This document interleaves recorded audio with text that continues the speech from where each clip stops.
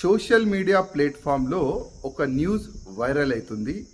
ఇవాళ మన ప్రధానమంత్రి మోదీ గారు ఒక బహిరంగ సభ పెట్టుకున్నారు. అదే బహిరంగ సభలో రాజా సింగ్ జాయిన్ కావచ్చు బీజేపీలో మళ్ళొక్కసారని నా పేరు పైన ఒక ఫేక్ అకౌంట్ తయారు చేసి పేజ్ తయారు చేసి సోషల్ మీడియాలో ఆ పోస్టు మరీ పోస్ట్ అవుతుంది. మళ్ళీ అదే ఫేస్బుక్ అకౌంట్లో నిన్న జరిగిన బండి సంజయ్ గారు అబ్బాయి గురించి కూడా ఒక పోస్ట్ కూడా ఆయన వేసిండు. అసలు ఆ ఫేస్బుక్ గురించి తెలియదు, ఆ పేజ్ గురించి తెలియదు. గతంలో కూడా అదే పేజ్లో నా పేరు పైన పైసలు ఆయన డిమాండ్ చేస్తే గతంలో కూడా మేము కంప్లైంట్ ఇచ్చినాము, కానీ నో యాక్షన్. ఇవాళ కూడా ఒక కంప్లైంట్ మేము సైబర్ క్రైమ్కి ఫార్వర్డ్ చేస్తున్నాము. ఇప్పుడే ఏసీపీ గారు కూడా మేము మాట్లాడినాము. ఇప్పుడు కూడా యాక్షన్ అవుతుందో లేదో తెలియదు. ఇప్పుడు బీజేపీ గురించి మనం మాట్లాడదాం.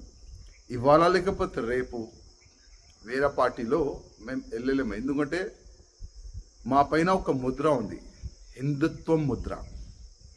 ఆ ముద్ర తీసుకొని వేరే పార్టీలో వెళ్ళలేము. కానీ బీజేపీలో కూడా రావాలంటే కొద్ది మా పార్టీ అధికారంలో మార్పు రావాలి. మళ్ళొక్కసారి రాజాసింగ్ బీజేపీలో వచ్చి రాజాసింగ్ బీజేపీలో మనం చేపిద్దాం, అదే కోణలో కూర్చొని పెడదామంటే నాకు అవసరం లేదు. ఫస్ట్ అయితే నా కాన్స్టిట్యున్సీలో నాకు ఫ్రీడమ్ కావాలి. నా కాన్స్టిట్యున్సీలో నా జిల్లాలో మీదే హవా నడపాలంటే అది కాదు. నా కాన్స్టిట్యున్సీలో నా జిల్లాలో మీ వ్యక్తులని మీరు అపాయింట్ చేస్తారంటే అది కూడా నాకు నచ్చదు. ఒకవేళ రాజా సింగ్ మీకు అవసరం ఉంటే మీరు పిలవండి, కానీ ఫ్రీ హ్యాండ్ ఇస్తేనే నేను భారతీయ జనతా పార్టీలో చేరుకుంటాను. కానీ ఇవాళ కాదు, ఈరోజు కాదు. నేను పక్కా తెలంగాణలో బీజేపీ గవర్నమెంట్ రావాలని నాలాంటి ల్యాక్స్ ఆఫ్ బీజేపీ కార్యకర్తలు ఉన్నారు.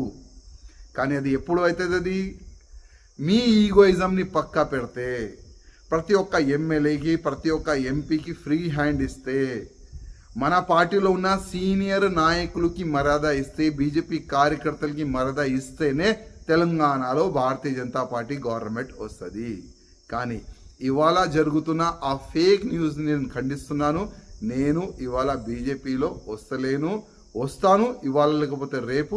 కానీ మా నాయకులు వాళ్ళ ఈగోయిజంని పక్కా పెడితేనే వస్తాను. భారత్ మాతాకి జై, జై శ్రీరామ్.